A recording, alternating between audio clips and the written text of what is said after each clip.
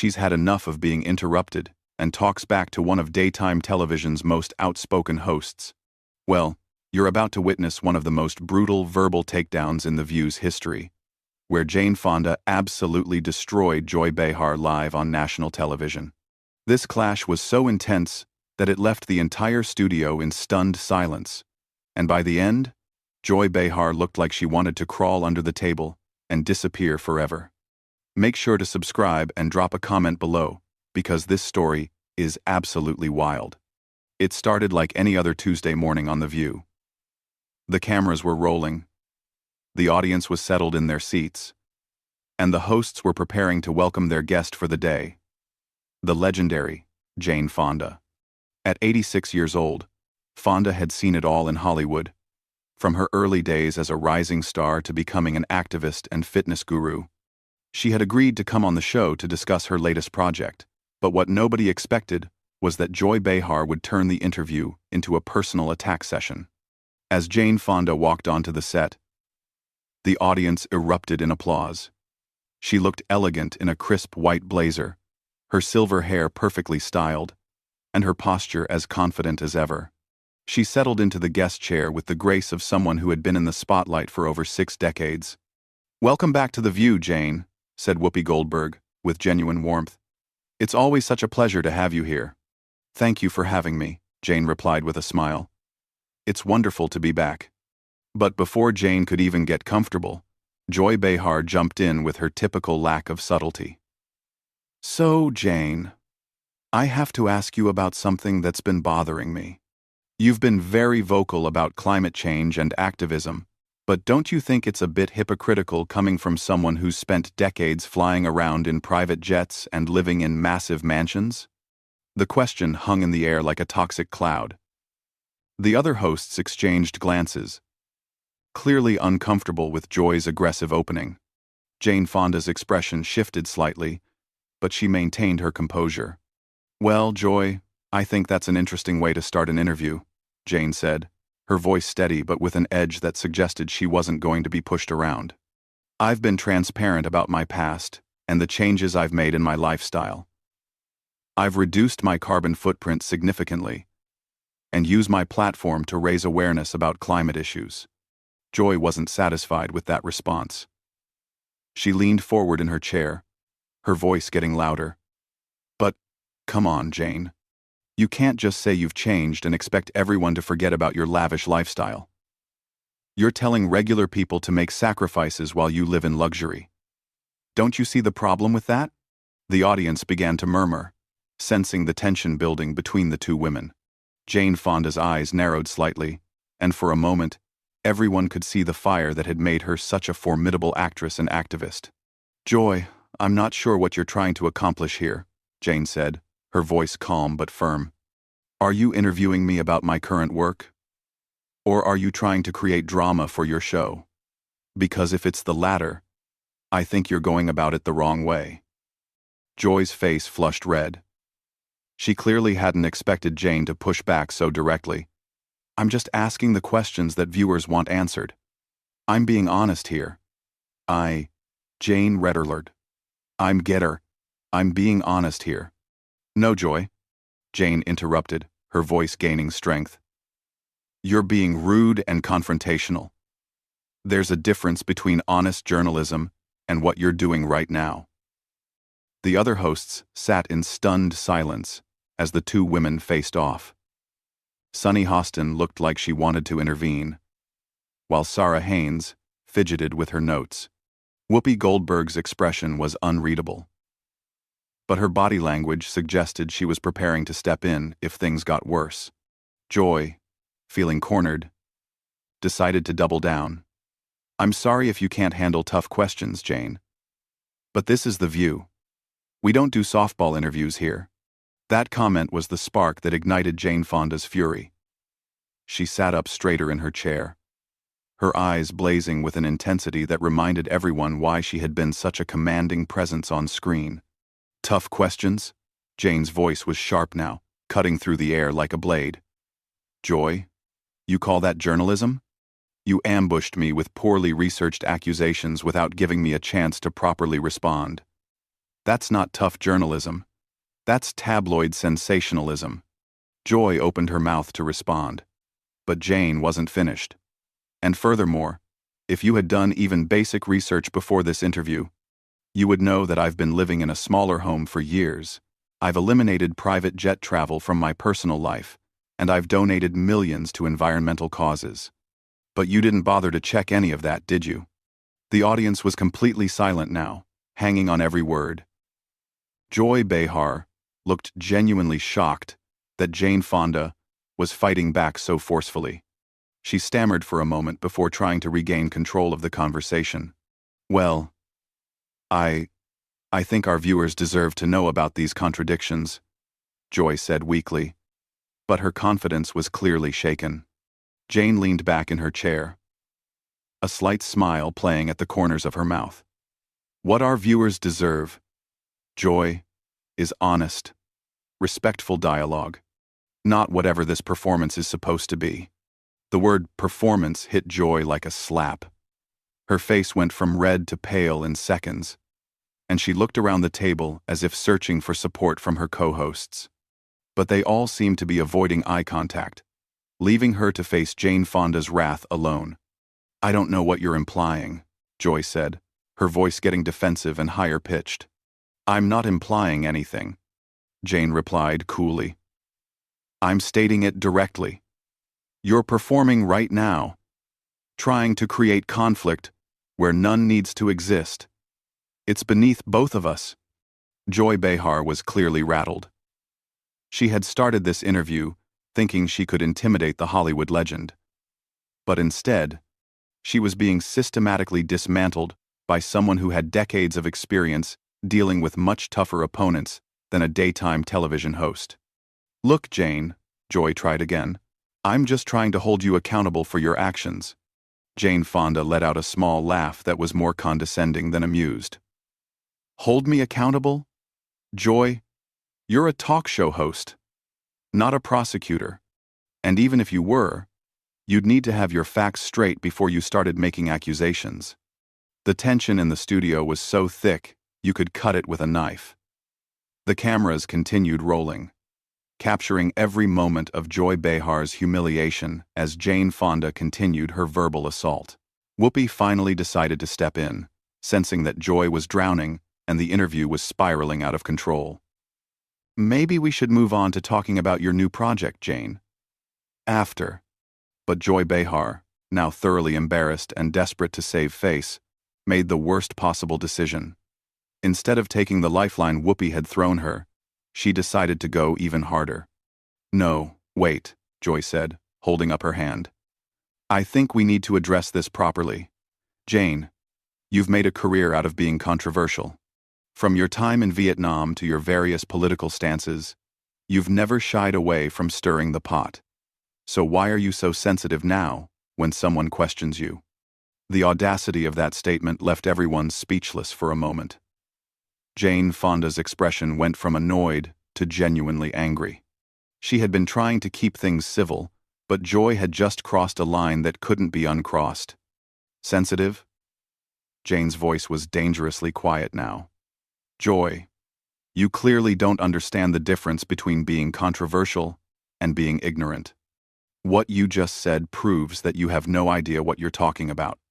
Joy, emboldened by what she mistakenly thought was momentum, pressed forward.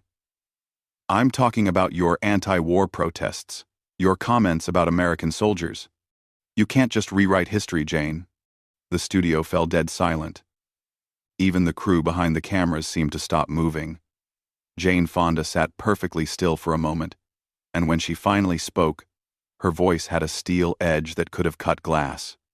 Joy, I'm going to give you one chance to retract that statement and apologize. Because what you just said is not only factually incorrect, it's deliberately inflammatory and disrespectful to both me and to the veterans I've worked with for decades. But Joy, in her arrogance and desperation, made yet another catastrophic mistake.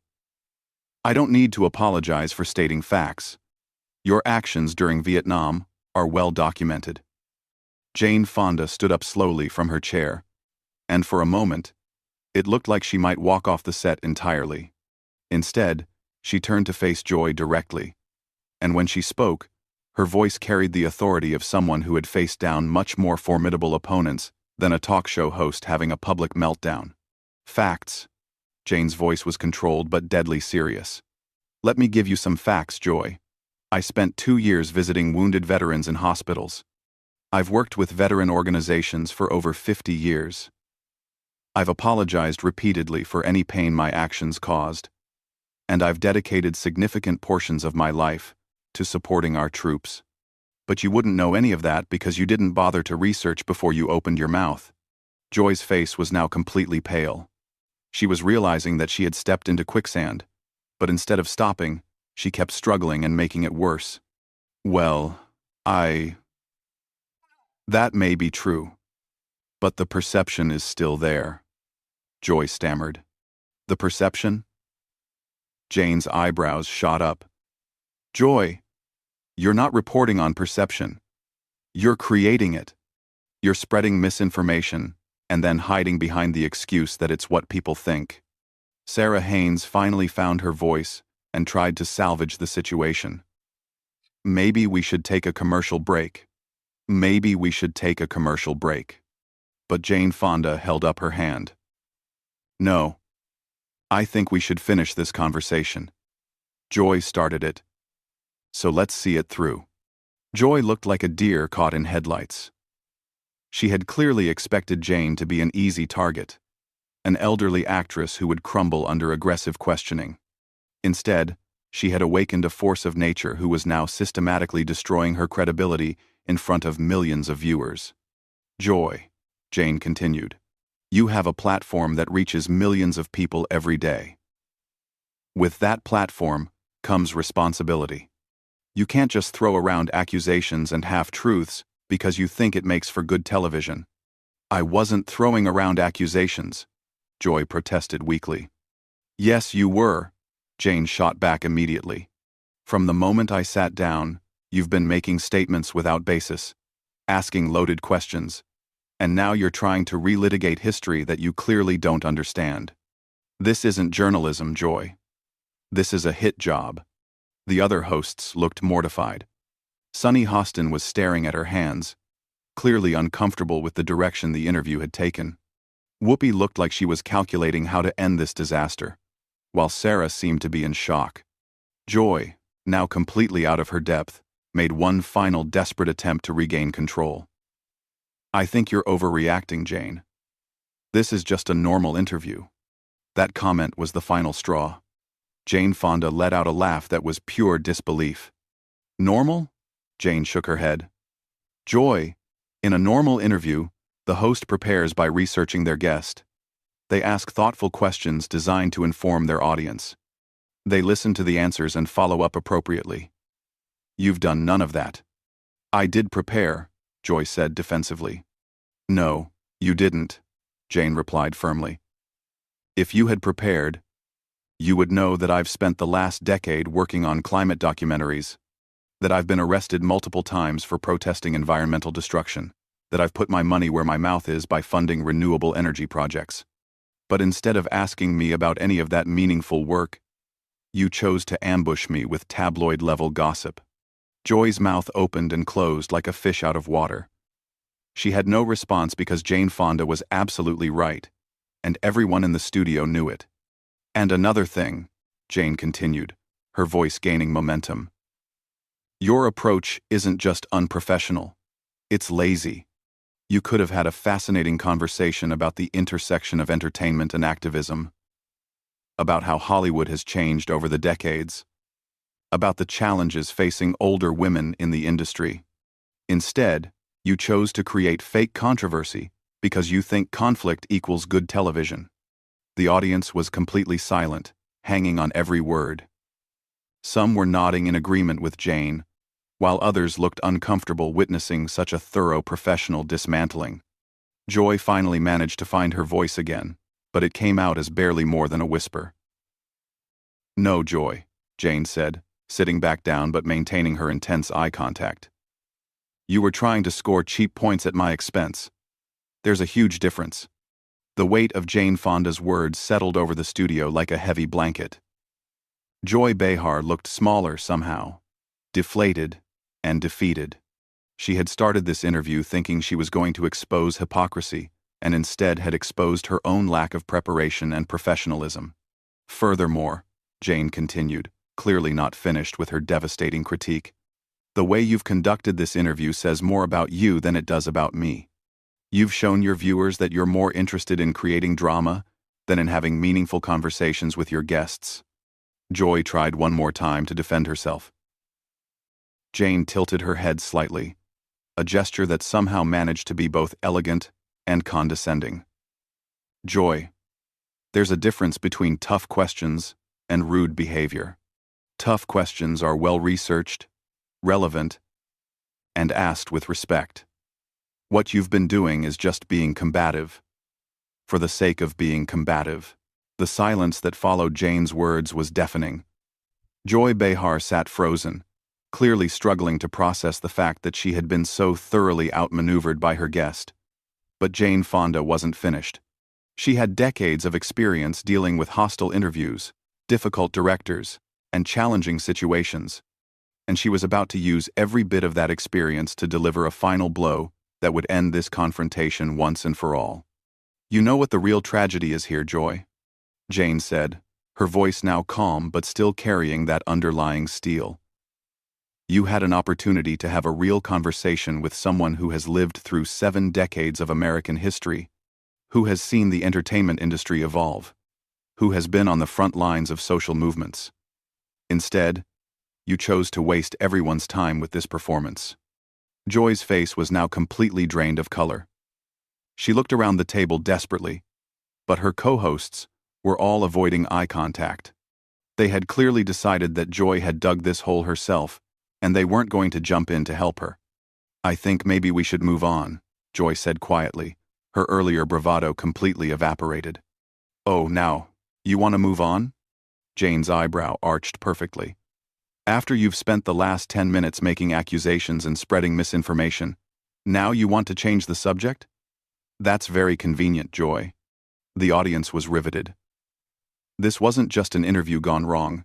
This was a masterclass in how to handle a hostile interviewer. Jane Fonda was systematically dismantling everything Joy Behar had tried to accomplish, and she was doing it with the grace and precision of someone who had been in far more challenging situations than this. Joy, let me ask you something, Jane continued, leaning forward slightly. When you were preparing for this interview, what exactly did you hope to accomplish? Did you think you were going to expose some great hypocrisy? Did you think I would crumble under your questioning? What was your end game here? Joy opened her mouth, but no sound came out. She was completely speechless, trapped by Jane's direct questioning, with no way to escape, without admitting that her entire approach had been wrong from the start.